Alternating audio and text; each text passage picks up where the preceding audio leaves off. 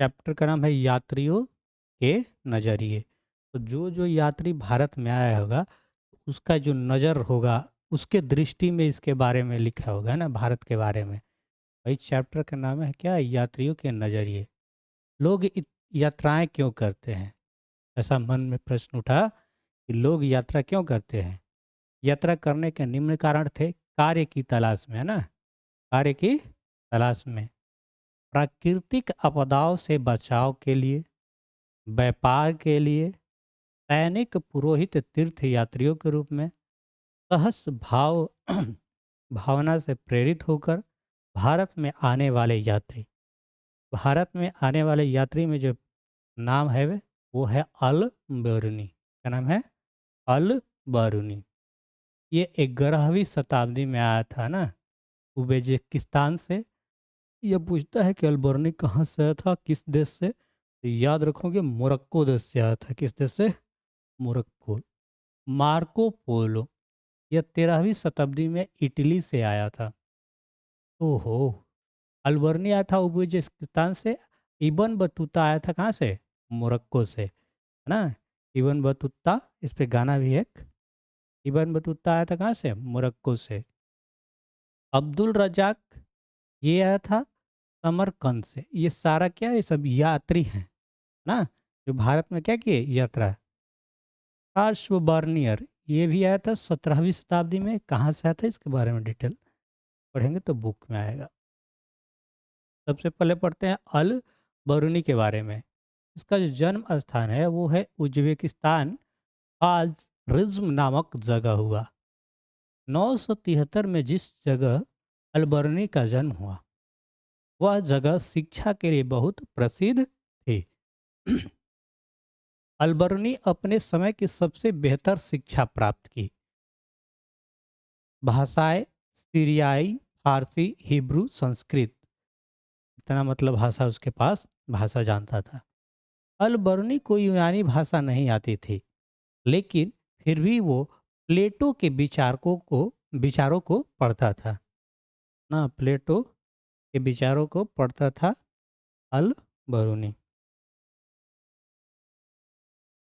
प्लेटो भी एक दार्शनिक है। अल बरूनी भारत कैसे आया? तो सन 1017 में ख्वारिज्म पर आक्रमण हुआ।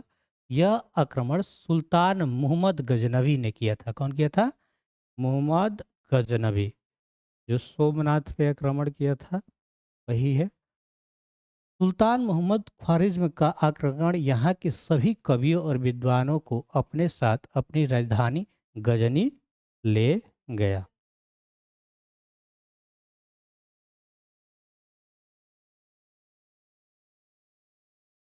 अरे, जिन विद्वानों को महमूद अपने साथ ले गया था, उसमें अल बरूनी भी एक था। कौन ले गया था? मोहम्मद गजनवी, है ना, अपने साथ। यह जब पंजाब की हिस्सा भी मोहम्मद ने नियंत्रण में आ गया महमूद के नियंत्रण में आ गया, अल बरूनी भारत आने की रुचि बढ़ी। अल बरूनी ने ब्राह्मण, पुरोहित तथा विद्वानों के साथ कई वर्ष बिताए और संस्कृत, धर्म, दर्शन, ज्ञान प्राप्त किया। किताब उल हिंद, एक बुक का नाम है किताब उल हिंद। यह किताब अल बरूनी ने लिखी। ऑब्जेक्टिव में ऐसा क्वेश्चन पूछा जा सकता है कि किताब उल हिंद किसने लिखा है? तो अल बरूनी ने। किताब उल हिंद अल बरूनी ने लिखी। यह किताब अरबी भाषा में लिखी गई थी। किताब उल हिंद किस भाषा में लिखी गई थी? अरबी भाषा में लिखी गई थी। इस कवि इस किताब की भाषा बहुत सरल थी। इस विस्तृत ग्रंथ में धर्म, दर्शन, त्योहार, खगोल विज्ञान, रीति रिवाज, प्रथाओं, भार तौल, मूर्तिकला, कानून के बारे में लिखा गया था। इसमें किताबुल हिंद में। और किताबुल हिंद कौन लिखे हैं? अल बरूनी। किस भाषा में? तो अरबी भाषा में। अरबी भाषा सुने हो? तो सलमान खान के एगो गावेले चुनरी चुनरी, एक लड़की है फेमस, उसका था। हाँ, तो वो आए रहती, वो गाती है। यह किताब 80 अध्यायों में विभाजित था। कौन सा किताब? किताब उल हिंद।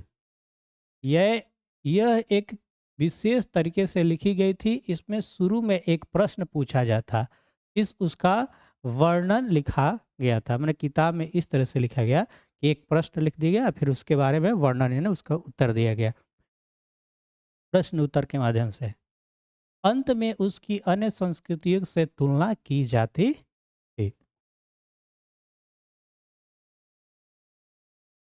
अरे कि अल बरूनी की जाति व्यवस्था विवरण। अल बरूनी ने यह बताने की कोशिश की थी कि जाति व्यवस्था केवल भारत में ही नहीं बल्कि फारस में भी है। अल बरूनी के जो किताब था किताब उल हिंद, तो ये बात बताने की कोशिश किया कि जो जाति का वर्ण व्यवस्था है, ये जाति व्यवस्था है, वो भारत में ही नहीं है, फारस में भी है, अन्य देशों में भी है। अलबर्नी ने बताया कि प्राचीन फारस में 4 वर्ग हुआ करते थे। पहला घुड़सवार तथा शासक वर्ग, दूसरा भिक्षु तथा पुरोहित वर्ग, और तीसरा वैज्ञानिक, चिकित्सक और खगोल शास्त्री वर्ग, चौथा किसान और अन्य शिल्पकार वर्ग।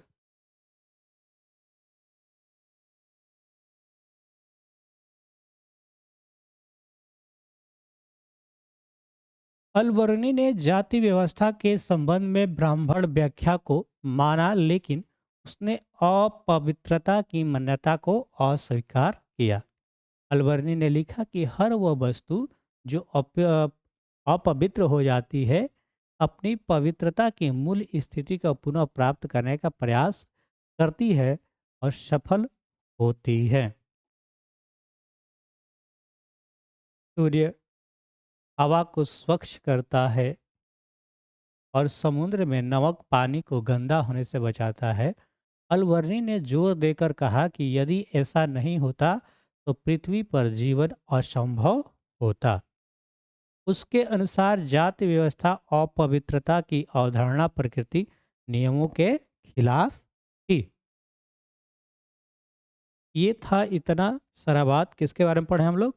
अल बरूनी के बारे में। अल बरूनी का एक किताब था जिसका नाम था किताबुल हिंद, ठीक है, जो कि अरबी भाषा में लिखा गया था। दूसरा यात्री है जिसका नाम है इबन बतूता। क्या नाम है? इबन बतूता, एक जिद्दी यात्री। इबन बतूता मोरक्को देश से आया था, इसे याद रख सकते हैं, कई बार ऑब्जेक्टिव में आता है। इबन बतूता एक हठीला और जिद्दी यात्री था। इबन बतूता ने जो किताब लिखी उसे रिहला, किताबुल उल रिहला कहा जाता है। ये पूछा जाए कि रिहला किसका रचना है, रिहला किसकी कृति है, तो किसका है? Ibn Battuta.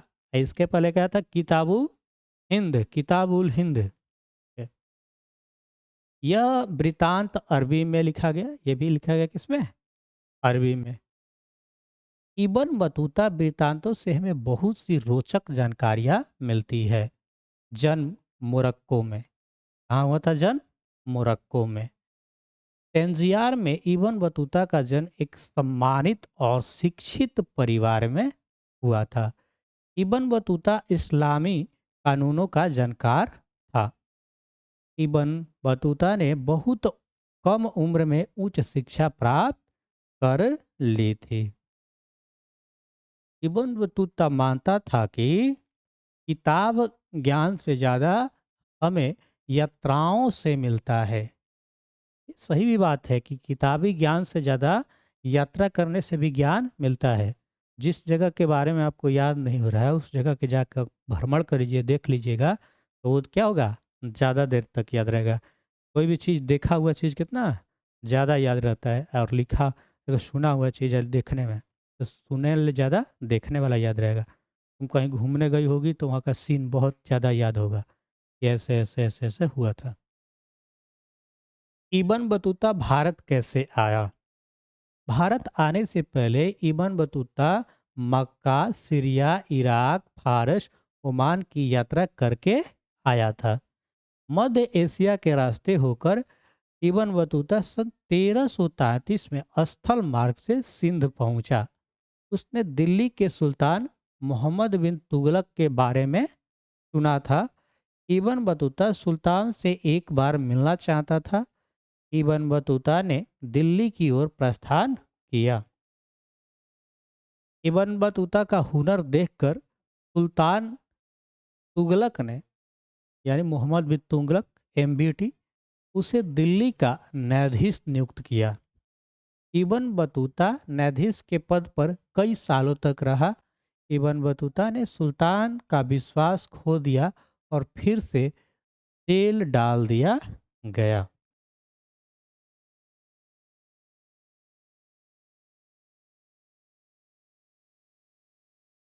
कुछ समय बाद सुल्तान और उसके बीच में गलतफहमी दूर हो गई और उसे राजकीय सेवा करने का मौका मिला। दूत के रूप में चीन भी गया। इब्न बतूता बहुत बार उसकी यात्राओं के दौरान लूटा गया था, परंतु फिर भी वह यात्रा करता रहा, इसलिए उसे एक जिद्दी यात्री कहा जाता है। पूछा जाए कि मतलब जिद्दी यात्री क्यों कहा जाता है? इसको यात्रा के दौरान कई बार इसे लूटा गया और फिर भी वो यात्रा करना नहीं छोड़ा, यात्रा करता ही रहा। इब्न बतूता द्वारा शहरों का वर्णन, जो इसकी बुक थी, उसका बुक का नाम क्या था? इब्न बतूता के एक बुक था जो पढ़े हम लोग, हाँ, रेहला याद रखेंगे, रहेला है ना, रहेला या रेहला, रेहला बुक में वर्णन किया। इब्न बतूता जब भारत आया तो भारत के बजरों बाजारों में घूमा। इन इब्न बतूता ने भारतीय शहरों का अवसरों से भरा पाया। इब्न बतूता ने बताया कि अगर किसी के पास कौशल है और इच्छा है तो इस शहर में अवसरों की कमी नहीं है। शहर घनी आबादी वाले और भीड़ भाड़ वाले थे। सड़कें बहुत ही चमक धमक वाली थी। बाजार बहुत ही रंग बिरंगे एवं सुंदर थे। यहाँ के बाजार अलग अलग प्रकार के वस्तुओं से भरे थे।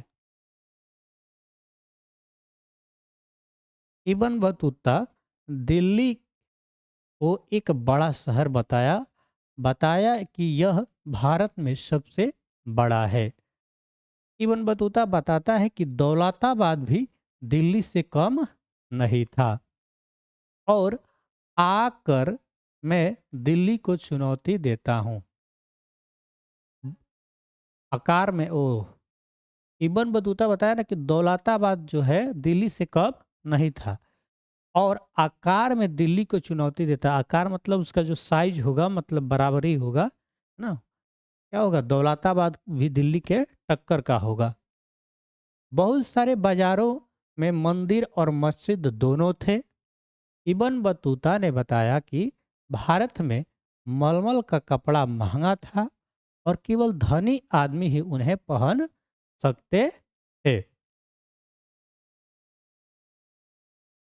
मलमल मतलब कपड़ा है, जैसे सूती का कपड़ा हो उस तरह से मलमल का, मखमल जो भी हो, है ना।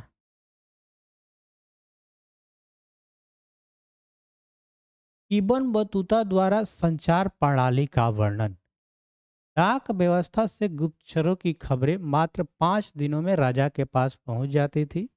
अश्व डाक व्यवस्था ना, अश्व डाक व्यवस्था को उलुक भी कहा जाता था। इस व्यवस्था में हर 4 मील पर राजकीय घोड़े रहते थे और घोड़े संदेश को लेकर जाते थे। पैदल डाक व्यवस्था, इस व्यवस्था में प्रत्येक मील पर 3 रहने ठहरने का स्थान होते थे जिन्हें दावा कहा जाता था।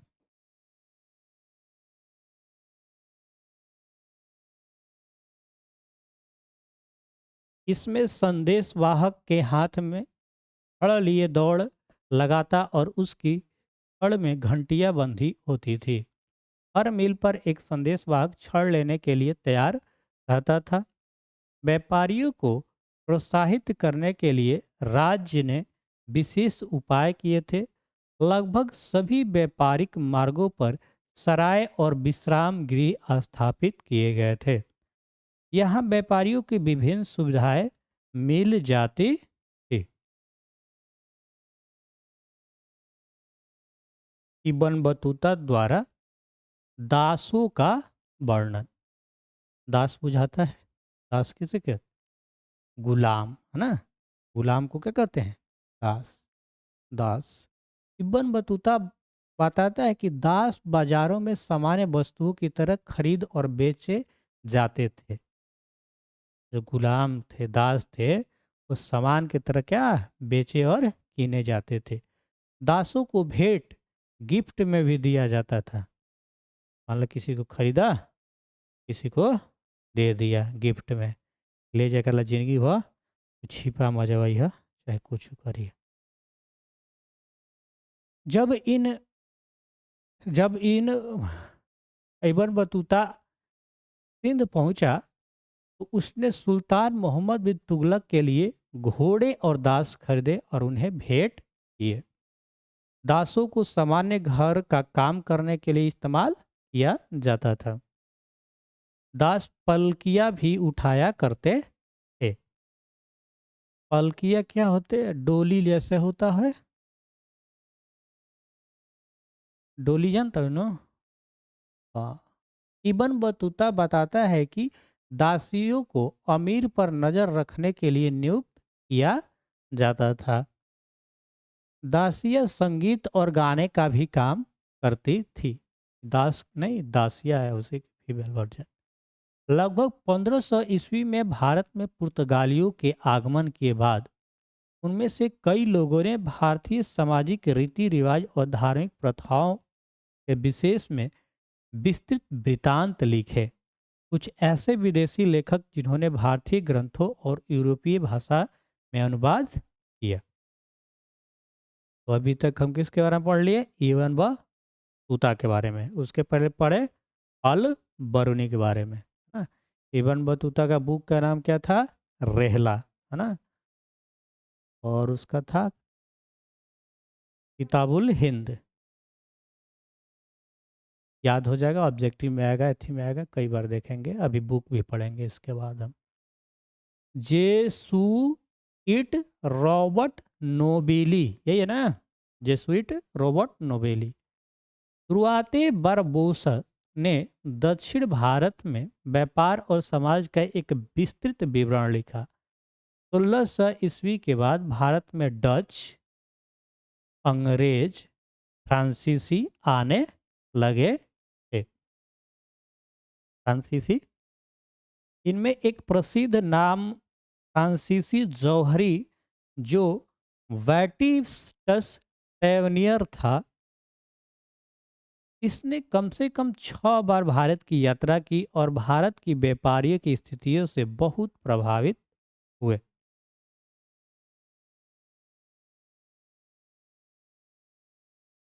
उन्होंने भारत की तुलना ईरान, ऑटोमन साम्राज्य से की।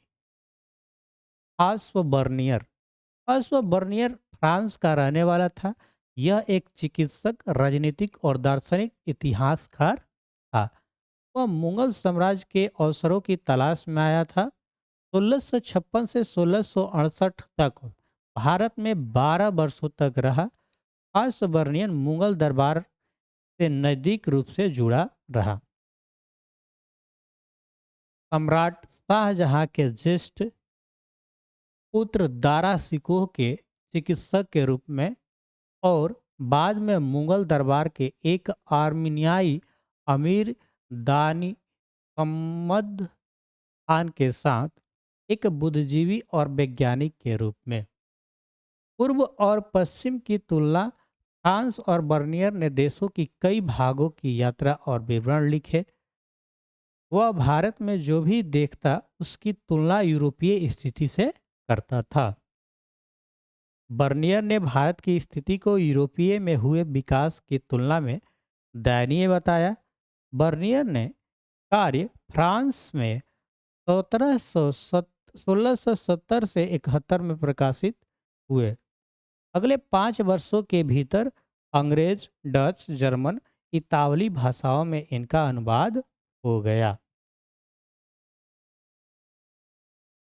1670 और 1725 के बीच उसका वृत्तांत फ्रांसीसी में 8 बार पुनः मुद्रित हो चुका था। 1684 यह 3 बार अंग्रेजी में पुनः मुद्रित हुआ था। बर्नियर का ग्रंथ travellers in the Mughal empire था। तो क्या नाम था बुक का? Travellers in the Mughal empire. Bernier ने अपने वृत्तांत में की गई चर्चाओं में मुगलों के इतिहास को एक प्रकार के वैश्विक ढांचे में स्थापित करने का प्रयास किया। उसने मुगलकालीन भारत की तुलना तत्कालीन यूरोप से की और यूरोप को श्रेष्ठ बताया। उसने भारत में जो भिन्नताएं महसूस की उन्हें पुनः पदानुक्रम के अनुसार क्रमबद्ध किया, जिसमें भारत पश्चिमी दुनिया को निम्न कोटि प्रतीत हुआ हो। फ्रांस बर्नियर की भूमि स्वामित्व पर प्रश्न।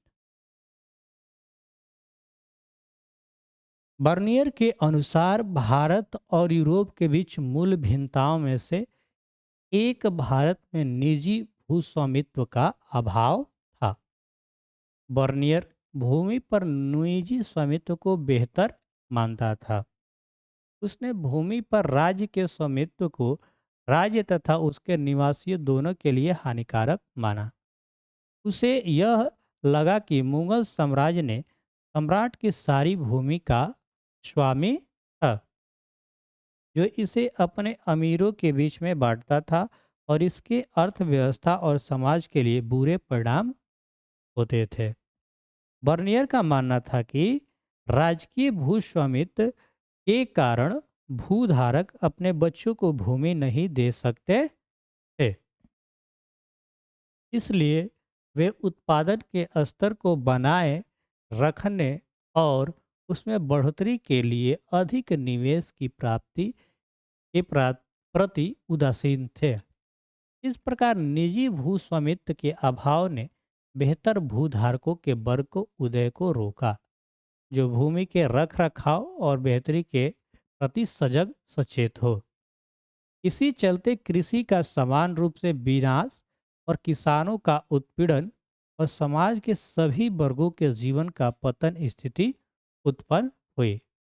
सिवाय शासक वर्ग, बर्नियर ने भारतीय समाज को दरिद्र लोगों जनसमूह बताया। यह जनसमूह एक ऐसे समूह के अधीन थे जो अल्पसंख्यक था। बर्नियर ने बताया कि भारत में 2 समूह थे। कौन कौन? था एक बहुत अमीर और एक बहुत गरीब। भारत में मध्य की स्थिति के लोग नहीं थे, मतलब मिडिल क्लास नहीं है, या तो धनी है ना तो क्या है, गरीब ही है। बर्नियर ने मुगल साम्राज्य को इस रूप में देखा और इसका राजा भिखारियों क्रूर लोगों का राजा था। इसके शहर और नगर विनिष्ट खराब हवा से दूषित थे। इसके खेत झाड़ीदार घातक दलदल से भरे हुए थे। इसका मात्र एक ही कारण था, राजकीय भूस्वामित्व। आश्चर्य की बात यह है कि एक भी सरकारी मुगल दस्तावेज में यह बात नहीं मिलती कि राज्य की भूमि एकमात्र स्वामी था। बर्नियर मुगलकालीन शहरों को शिविर नगर कहता है। उसका आशय है कि उन नगरों में जो अपने अस्तित्व और बने रहने के लिए राजकीय शिविर पर निर्भर थे। उसका विश्वास था कि यह राजकीय दरबार के आगमन के साथ अस्तित्व में आते थे और इसके कहीं और चले जाने के बाद तेजी से पतन हो जाता था। बर्नियर कहता है कि सभी प्रकार के नगर अस्तित्व में थे: उत्पादन केंद्र, व्यापारिक नगर, बंदरगाह नगर, धार्मिक नगर, तीर्थ स्थान।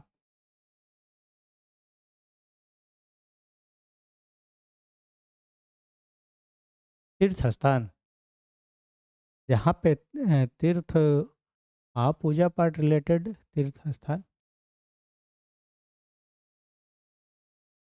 व्यापारी अक्सर मजबूत सामुदायिक अथवा बंधुत्व के संबंधों से जुड़े होते थे। अपनी जाति तथा व्यवसायिक संस्थाओं के माध्यम से संगठित रहते थे। पश्चिमी भारत में ऐसे समूह को महाजन कहा जाता था और उनके मुखिया को सेठ कहा जाता था। अन्य शहरी समूहों में व्यावसायिक वर्ग था, जैसे चिकित्सक, अध्यापक, अधिवक्ता, चित्रकार, संगीत लेखक आदि। बर्नियर का सती प्रथा पर मार्मिक विवरण। इसने सती प्रथा पे भी कुछ लिखा है। लाहौर में मैंने एक बहुत ही सुंदर अल्पवयस्क विधवा, जिसकी आयु मेरे विचार से 12 वर्ष से अधिक नहीं थी, बली होते हुए देखा। कौन लिख रहा है? बर्नियर। कह रहे कि लाहौर में मैंने एक बहुत ही सुंदर अल्प वयस्क, अल्प मतलब पूरा भी वयस्क भी नहीं हुआ है, जिसकी आयु कितना है, 12 वर्ष से अधिक नहीं थी, बली होते हुए देखा। तो सती प्रथा पढ़े हो ना, पहले नहीं जानते सती प्रथा में क्या था? कि पति मर जाता था तब पत्नी उसी चीते पे जलना होता था, जिंदे में। जिंदे में ये दिन देखे के पर अब तो उल्टा हो गया है, बुआम में भर देता है इस सब। उस भयानक नरक को, नरक की ओर जाते हुए वह असहाय छोटी बच्ची जीवित से अधिक मृत्यु प्रतीत हो रही थी। उसके मस्तिष्क की व्यथा का वर्णन नहीं किया जा सकता था। वह कांपते हुए बुरी तरह से रो रही थी, लेकिन 3 या 4 ब्राह्मण, एक बूढ़ी औरत, जिसने उसे अपनी आस्तीन के नीचे दबाया हुआ था, की सहायता से उसे अनिच्छ पीड़िता के जबरन घातक स्थल की ओर ले गए और उसे लकड़ियों पर बैठाया, उसके हाथ पैर बांध दिए ताकि वह भाग न जाए।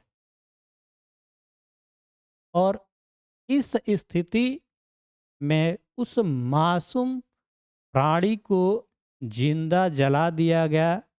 मैं अपनी भावनाओं को दबाने में, उनके कोलाहलपूर्ण व्यर्था के क्रोध से बाहर आने में रोकने में असमर्थ था। तो इस प्रकार से उसके बारे में वर्णन किया। मतलब ये सती प्रथा ही हुआ ना, सती प्रथा था। कुछ कुछ बातें अंग्रेज अच्छा किया है, सब लूट के तो धन ले गया, लेकिन ये सब तो कम से कम ख़त्म किया अंग्रेज मिलके। और राजा राम मोहन राय भी, इधर भी कुछ था और उधर, है ना, तो बताया कि सब क्या है, गलत है। अभी भी यहाँ पे ढोंग ढसोसला है, पूजा पाठ ज़्यादा है, और पहले और ज़्यादा था। यही सब ना मान के करता था। बताओ, 12 बरिस के होई ओकर क्या करता है, बरियारी ओकर केहू का मन करी कि हम मर जाइए, नहीं करेगा। और आज ये व्यवस्थाएं बंद है। अब बिल्कुल, अब तो स्वतंत्र है। नारियों को बहुत ज़्यादा आगे दे दिया गया है। आगे देखेंगे लघु उत्तरीय प्रश्न में पहला है कि अल्बर्नी पर एक संक्षिप्त टिप्पणी लिखे। किताब पढ़ लेंगे तो एकदम बिल्कुल शॉर्ट भी पढ़ लिए नोट्स कि क्या क्या है तो लिख लेंगे। अलबर्नी मोहम्मद गजनवी के दरबार का एक प्रसिद्ध इतिहासकार था। भारत पर मोहम्मद गजनवी के आक्रमणों के समय वह महमूद की सेना के साथ भारत आया था। यहाँ उसने भारतीय सभ्यता और संस्कृति से प्रभावित होकर भारतीय साहित्य का अध्ययन किया। अलबर्नी ने अपने अनुभवों को तथा मोहम्मद के आक्रमणों के विनाशकारी प्रभाव का वर्णन अपनी पुस्तक किताब उल हिंद में किया। शॉर्ट नोट्स हो गया, ये सब बात पढ़ लिए हैं, लिख लेंगे ऐसे ही। भारत आने वाले 4 विदेशी यात्री और उनके वृतांतों के नाम लिखे, है ना, उनके वृतांत मतलब उसके लिए उसकी जो बुक लिखा है उसके बारे में। अब भारत आने वाले 4 विदेशी यात्री और उनके वृतांत निम्न है, ऐसा लिख लेंगे। अल बरूनी, इसका किताब का नाम क्या था, किताबुल हिंद। दूसरा इबन बतूता, जो कि मोरक्को देश से आया था, ये रेहला लिखा था। तीसरा मेगास्थनीज लिख लीजिए, इसकी बुक का नाम क्या है, इंडिका, याद ही होगा। अहियान, जो चंद्रगुप्त द्वितीय के समय आया था। बौद्ध राज्यों क्या, अभिलेख। एक दो बार पढ़ लेंगे, क्वेश्चन आएगा, हो जाएगा, कोई टेंशन नहीं है। नहीं होगा तो अपना सरकार है। चलिए देखिए, अरे किताब उल हिंद की दो विशेषताओं का उल्लेख कीजिए। किताब उल हिंद के बारे में लिखना है। अरबी में अल बरनी द्वारा लिखी गई। किताब उल हिंद कौन लिखा था? अल बरनी। यह पुस्तक कुल 80 अध्यायों में विभक्त है। इसकी दो विशेषताएं निम्न है। फर्स्ट, इसके अध्यायों में अधिकांश नक्षत्र विषय विधा विषय विधा विषय की विषय वस्तु पर आधारित है। इसके 9वें अध्याय में जाति प्रथा एवं वर्ण व्यवस्था पर प्रकाश डाला गया है। अगला है दीर्घ उत्तरीय प्रश्न। दीर्घ उत्तरीय प्रश्न, कुतुबुद्दीन ऐबक की उपलब्धियों का वर्णन करें। तो कुतुबुद्दीन ऐबक के बारे में तो इसमें हम कुछ पढ़ ही नहीं पाए, नहीं था ना, लेकिन बुक पढ़ेंगे तो मिलेगा। बुक पढ़ेंगे तो जानेंगे कि कुतुबुद्दीन ऐबक ये दिल्ली के सीढ़ियों से लड़खड़ाते उड़ाते गिर गया था। इसके बारे में कुछ कुछ बातें मिलेगी, हम लोग पढ़े थे, याद होगा, कुछ नहीं होगा। आओ देखते हैं क्या रहा है। अरे कुतुबुद्दीन भारत में दिल्ली सल्तनत के संस्थापक के रूप में जाना जाता है। दिल्ली सल्तनत के संस्थापक के रूप में जाना जाता है। वह 1192 से 1206 तक मोहम्मद गौरी के प्रतिनिधि के रूप में शासन किया। इस काल में उसने उल्लेखनीय सैनिक उपलब्धियां प्राप्त की थी। एक शासन के रूप में ऐबक की उपलब्धियां तो सभी इतिहासकारों ने सराहा। भारत में ऐबक की गतिविधियों 3 चरणों में विभक्त है, हो किया जा सकता हो है। 1192 से 1206 उसने उत्तरी भारत में मोहम्मद गौरी के सहायक के रूप में तुर्की की सत्ता की स्थापना में सक्रिय योगदान दिया। 1206 से 1208 तक उसने चलदौज और कुबाया जैसे प्रतिनिधियों से संबंध निर्धारित करने और दिल्ली सल्तनत को एक निश्चित अस्तित्व दिलाने का प्रयास किया। तीसरा चरण जो है 1208 से 1210 के बीच उसने